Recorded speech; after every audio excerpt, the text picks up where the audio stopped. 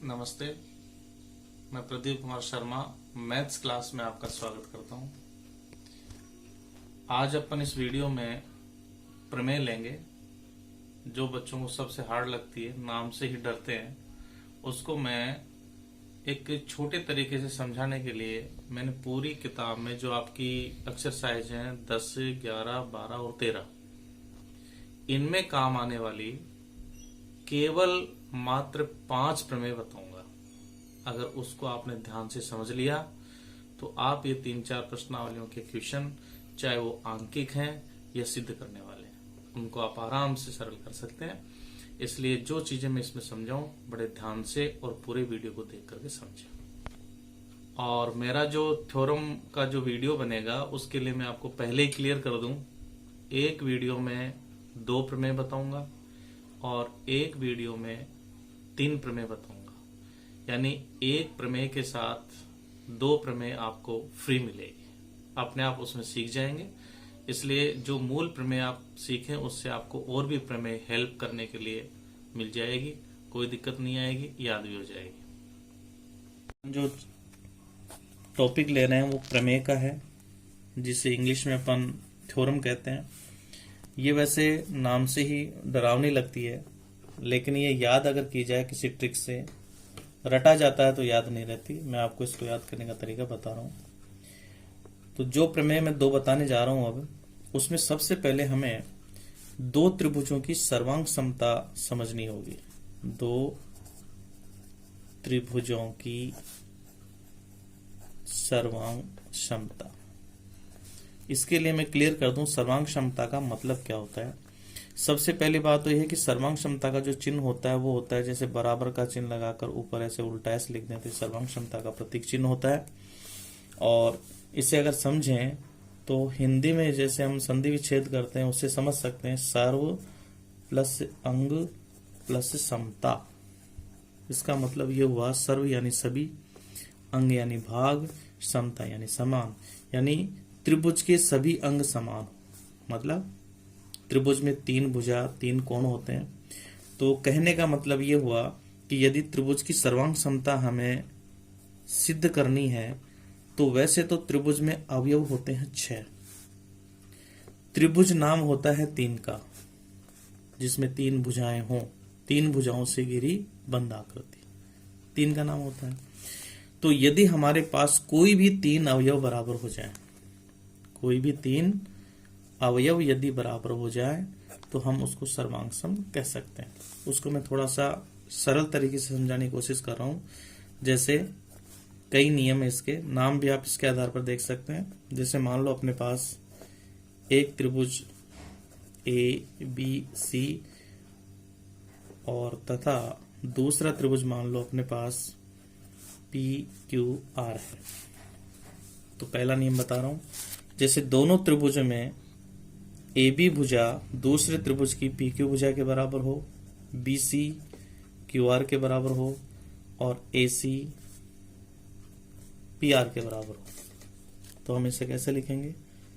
त्रिभुज ABC तथा त्रिभुज PQR में, यानी जैसे परीक्षा में बैठने के लिए पहले फॉर्म भरा जाता है, तो सबसे पहले हमने तथा के साथ नाम लिख दिया। अब हम इसकी एग्जाम लेंगे, यानी 3 एग्जाम पास करते ही ये सर्टिफिकेट इसको सर्वांग क्षमता का मिल जाएगा। तो इसमें देखिए, पहली भुजाओं के आधार पर बता रहा हूं, तो ये होगा AB बराबर PQ, पहला समीकरण, BC बराबर QR, दूसरा समीकरण, और AC बराबर PR। ऐसे करने से देखो 3 अवयव यानी तीनों भुजाएं अलग अलग बराबर हो गई, इसलिए हम इसको सर्टिफिकेट देंगे कि त्रिभुज ABC सर्वांगसम है त्रिभुज PQR। अब इसमें कारण भी लिखना होता है कि कौन से नियम से, तो मैं आपको क्लियर कर दूं। A का मतलब होता है कोण यानी एंगल, और S का मतलब होता है भुजा यानी साइड। तो इसमें 3 भुजाएं बराबर है, तो हम S को 3 बार लिख देंगे, तो S नियम से हो जाएगा ये। ठीक ऐसे देखो आगे बढ़ते हैं, तो दूसरा नियम इसमें अपन कर सकते हैं, जिससे त्रिभुज ABC और दूसरा त्रिभुज है क्यू। अब की बार मैं ए बी भुजा पी क्यू के बराबर, बी सी भुजा क्यू आर के बराबर और इन दोनों भुजाओं के बीच का कोण यदि बराबर कर दूं तो ये सर्वांग सम हो जाएंगे। तो लिखेंगे इसे त्रिभुज ए बी सी तथा त्रिभुज पी क्यू आर में। तो अपन देख सकते हैं ए बी बराबर पी क्यू, बी सी बराबर क्यू आर और इनका बीच का कोण बी बराबर कोण क्यू। तो ये दोनों त्रिभुज सर्वांग सम हो गए। त्रिभुज एबीसी सर्वांग सम होगा त्रिभुज पी क्यू आर। नियम कौन सा होगा? दो भुजा एक कोण, तो बीच में कोण आ रहा है तो दो भुजाएं साइड में लिखेंगे, आगे और पीछे और बीच में एंगल यानी कोण लिखेंगे। तो एस ए एस नियम से ये दोनों सर्वांग सम हो जाएंगे। तीसरा नियम, वैसे अपन एक त्रिभुज लेते हैं ए बी सी तथा पी क्यू आर। इसमें अब की बार अपन लेते हैं कि जैसे एक भुजा बराबर हो गई दोनों की और उस भुजा पर बनने वाले दोनों कोण आपस में बराबर हो जाएं। तो अपन इसमें लिखेंगे त्रिभुज ए बी सी तथा त्रिभुज पी क्यू आर में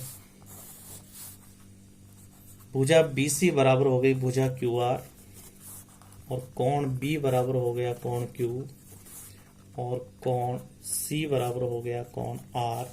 तो इस पे भी तीन अवयव बराबर हो गए। तो त्रिभुज ए बी सी सर्वांग सम होगा त्रिभुज पी क्यू आर। तो इसमें हो गए दो कोण और एक भुजा, तो दो कोणों को साइड में लिखेंगे, बीच में भुजा लिखेंगे।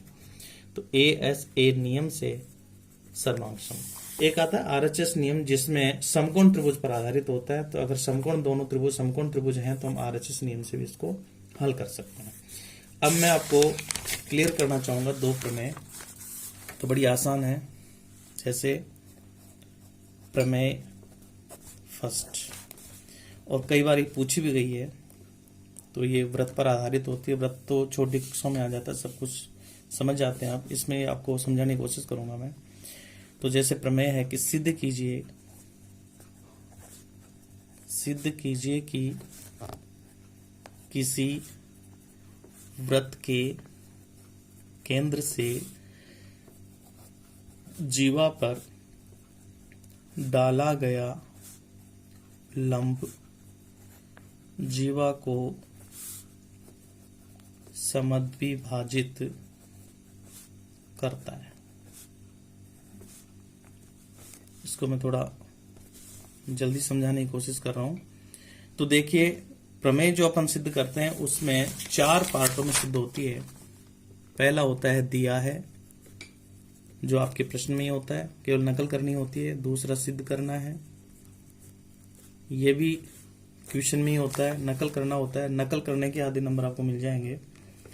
तीसरा होता है रचना, यदि चित्र में कोई परिवर्तन हो तो रचना। और चौथे नंबर पर होता है उपपत्ति, और ये उपपत्ति प्रमेय का हार्ट होता है। यहाँ ये प्रूफ की जाती है इसमें। तो देखिए, सबसे पहले तो अपन इस प्रमेय को पढ़ करके पहला जो पॉइंट इसका है दिया है वो लिखने का प्रयास करेंगे। मैं आपको समझा रहा हूं कि आप इसको कैसे लिखें, अपनी भाषा में लिखें। जैसे सबसे पहले इसे पढ़े तो देखो यहाँ पर हमें नाम दिखाई दे, उनको अंडरलाइन करेंगे। व्रत, आगे है केंद्र, फिर नाम आया जीवा, इन सब के बारे में अपन जानते हैं। और डाला गया लंब,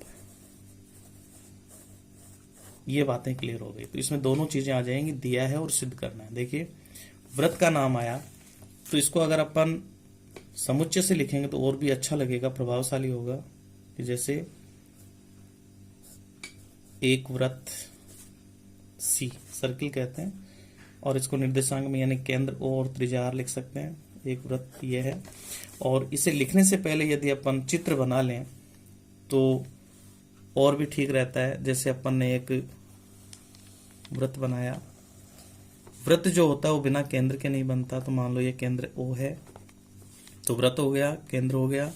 जीवा वो होती है जो केंद्र से नहीं गुजरे, क्योंकि केंद्र से गुजरने वाली जीवा तो फिर व्यास हो जाती है। इस जीवा का नाम लिख देते हैं ए बी। इसके ऊपर केंद्र से यानी ओ से अपन लंब डालते हैं। लंब का मतलब होता है जीवा के ऊपर 90 डिग्री का कोण। मान लो ओपी हमने लंब डाल दिया। अब हम इस चित्र को देखते हुए लिखेंगे एक वृत्त सी जिसका केंद्र ओ त्रिज्या है, ये हो गया। और आगे लिखेंगे जीवा ए बी पर केंद्र ओ से डाला गया लंब ओपी है। इसको यदि अपन लिखना चाहें तो शॉर्ट में लिख सकते हैं कि ओपी लंब है ए बी पर, और ब्रैकेट में लिखते हैं ए बी क्या है, जीवा। ये क्लियर हो गया, पूरी बात समझ में आ गई। इसमें दूसरे नंबर पर लेते हैं अपन सिद्ध करना। इसको भी अपन गणितीय दृष्टि से लिखने की कोशिश करेंगे। तो इसमें यह बताया है कि केंद्र से जो जीवा पर लंब डाला जाता है वो डाला गया लंब जीवा को समद्विभाजित करता है, यानी उसको दो भागों में बांटता है इसमें। तो इसे अपन लिखेंगे कि ओपी लंब है जीवा ए बी पर, ये तो था ही, ये तो अपन दिया है उसमें भी लिख दिया। सिद्ध करना है, उसका मेन पॉइंट तो ये होगा कि हमें क्या सिद्ध करना है, एपी बराबर बीपी, यानी जीवा के दो बराबर भाग हो जाते हैं। ये मेन हो गया, इसका सिद्ध करना है एपी बराबर बीपी, ये हमें सिद्ध करना है। और तीसरा, यदि अपन इस चित्र में थोड़ा परिवर्तन करें तो वो रचना में आएगा। तो क्या परिवर्तन करें, ऐसी भुजाओं को मिलाओ जो त्रिभुज का निर्माण कर दे। जैसे ओ ए और ओ बी को हमने मिलाया, दो त्रिभुज बने, तो ये रचना में आ जाएगा ओ ए तथा ओ बी को मिलाया। इतना काम तो हम बिना किसी रटे हुए याद किए केवल चित्र को देखकर और प्रमेय को पढ़कर लिख सकते हैं। तो आधे नंबर पक्के हो जाते हैं इसमें। चौथे नंबर पर अपन लेते हैं उपपत्ति। तो देखो ये त्रिभुज की सर्वांग क्षमता पर सिद्ध होगा, इसलिए सबसे पहले अपन दो त्रिभुजों का नाम लिखेंगे। तो एक त्रिभुज यहां ले लेते हैं ए ओ पी।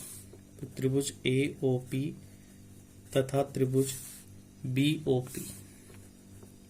ओ पी में तीन अवयव बराबर करेंगे, जो अपन गारंटी से कह सकते हैं। देखो कौन कौन से, ये तो हमें बराबर सिद्ध करना है, ए पी बराबर बीपी, ये तो अपने आप सिद्ध होना चाहिए। तो यहां देखो ओ ए, इस त्रिभुज की ओ ए भुजा इस त्रिभुज की ओ बी के बराबर होगा, कारण भी लिखेंगे। ओ ए बराबर ओ बी, समीकरण नंबर 1। क्यों, क्योंकि ये एक ही वृत्त की त्रिज्याएं हैं। तो यहां लिख दो एक ही वृत्त की त्रिज्याएं। कभी भी कोई चीज लिखी जाती है उसमें क्यों पैदा नहीं होना चाहिए, इसका आगे जवाब दे देंगे। तो क्यों पैदा नहीं होगा, क्योंकि हमने लिख दिया दोनों बराबर क्यों है, एक ही वृत्त की जीवा है, एक ही वृत्त की त्रिज्या है, सॉरी। अब दूसरा इसमें दिया है ओपी जो है वो दोनों त्रिभुजों में काम आ रहा है, इसलिए इसमें हो गया ओपी बराबर ओपी। ये हो गई उभयनिष्ठ भुजा, उभयनिष्ठ भुजा, दो अवयव हो गए। और तीसरा देखो अपने को दिया था कि ओपी लंब है ए बी पर, इसका मतलब ये कोण भी 90 डिग्री का हो गया और ये भी 90 डिग्री का। तो अपन लिख सकते हैं कोण, जिस पर कोण बनता हो बीच में आना चाहिए, तो इसे लिखेंगे ए पी ओ बराबर कोण बी पी ओ बराबर 90 डिग्री, समीकरण नंबर 3। और इसका कारण अपन लिख देंगे दिया है, या लिख देंगे ओपी लंब है ए बी पर। देखो तीन अवयव बराबर हो गए, इसलिए अपन कह सकते हैं कि त्रिभुज ए ओ पी सर्वांगसम है त्रिभुज बी ओ पी। कौन से नियम से, दो भुजा एक कोण, यानी एस ए एस नियम से। तो जब ये दोनों त्रिभुज सर्वांगसम हो गए, ओ ए ओ बी के बराबर, ये उभयनिष्ठ, तो इसका मतलब ए पी बराबर बीपी, इसलिए सिद्ध हो जाएगा ए पी बराबर बीपी। अब आप चाहें तो यहां लिख सकते हैं इति सिद्धम। अगर ये प्रमेय याद होगी तो इसके साथ ये जो दूसरी बता रहा हूं ये मान लो कि इसमें आपको फ्री मिलेगी, आराम से सेम ऐसे कैसे याद हो जाएगी। और ये परीक्षा में बहुत बार पूछी गई है कि सिद्ध कीजिए कि बाह्य बिंदु से किसी वृत्त पर खींची गई स्पर्श रेखाएं लंबाई में बराबर होती हैं या समान होती हैं। ये स्पर्श रेखा के नियम का है और स्पर्श रेखा के लिए हमें पता है कि स्पर्श रेखा त्रिज्या पर लंब होती है। तो इसमें अपने को क्या करना है कि यदि हम किसी वृत्त पर बाह्य बिंदु से कोई स्पर्श रेखा खींचें तो वो दोनों स्पर्श रेखाएं लंबाई में बराबर होती हैं। तो पहले देखो अपन इसको पढ़ करके बनाते हैं चित्र। जैसे एक वृत्त, तो इसमें था ना एक बाह्य बिंदु होगा, वहां से वृत्त के ऊपर स्पर्श रेखाएं खींचेंगे, ये स्पर्श रेखाएं हो गई, और ये स्पर्श रेखाएं लंबाई में बराबर होती है, ये सिद्ध करना है। तो ये वृत्त, ये इसका केंद्र है। बाह्य बिंदु P से मान लो इसके ऊपर अपन ये दो स्पर्श रेखाएं खींच देते हैं। बाह्य बिंदु P से दो स्पर्श रेखाएं हो गई, AP व BP, और ये वृत्त का हो गया केंद्र। तो हमें ये सिद्ध करना है AP बराबर BP। तो नंबर 1 सबसे पहले लिखेंगे, दिया है वैसे ही एक वृत्त C जिसका केंद्र O, त्रिज्या R है, और अपनी भाषा में लिख सकते हैं तथा बाह्य बिंदु, अब इसका नाम हमें पता है, P से दो स्पर्श रेखाएं PA व PB खींची गई है। प्रश्नवाचक शब्दों का प्रयोग नहीं करना इसमें। दूसरा है सिद्ध करना है, सेम वैसे ही। तो देखो इसमें भी वही सिद्ध करना है, AP बराबर BP, ये भुजा इसके बराबर हो, जो पहले वाले में भी ऐसे ही था। तीसरे नंबर पर रचना, इस चित्र में ऐसा परिवर्तन करो, ऐसे लाइनें खींचो कि हमें दो त्रिभुज दिखाई दे। तो देखो A को केंद्र O से मिलाया, B को केंद्र O से मिलाया और O को P से मिलाया, हमें दो त्रिभुज दिखाई देंगे। तो आप यहाँ लिखेंगे OA OB तथा OP को मिलाया। अब इसका जो मेन हार्ट है वो लिखेंगे उपपत्ति, वही नियम, दो त्रिभुज सर्वांग समता का नियम। तो एक त्रिभुज ले लेते हैं AOP तथा त्रिभुज BOP में सेम वैसे होगा जो पहली प्रमेय हमने सिद्ध की थी। आधे से ज्यादा भाग वही आ रहा है। तो इसमें देखो अपन लिखेंगे, इसमें देखो OA बराबर OB होगा, OA बराबर OB, समीकरण नंबर 1। कारण वही लिखें, एक ही वृत्त की त्रिज्याएं। दूसरा OP देखो उभयनिष्ठ है, इसमें OP बराबर OP, तो यहाँ लिख दें OP बराबर OP, समीकरण नंबर 2। तो यहाँ लिख दो उभयनिष्ठ भुजा। और तीसरा देखिए, अपन जानते हैं कि स्पर्श रेखा जो होती है वो त्रिज्या के ऊपर लंब होती है, यानी ये 90 डिग्री का कोण, ये भी 90 डिग्री का कोण।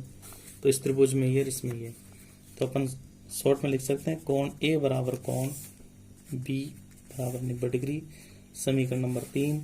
और इसका कारण अपन दे देंगे, हिंदी में लिख दें तो दोनों त्रिज्या के लिए काम आ जाएगा। त्रिज्या लंब होती है स्पर्श रेखा पर। इस प्रकार से तीन अवयव बराबर हो गए, इसलिए अपन लिखेंगे त्रिभुज AOP सर्वांगसम है त्रिभुज BOP। कारण वही, दो भुजा एक कोण, यानी SAS नियम से। तो जब ये दोनों त्रिभुज सर्वांगसम हो गए तो अपन कह सकते हैं AP बराबर BP, इसलिए लिखेंगे AP बराबर BP इति सिद्धम।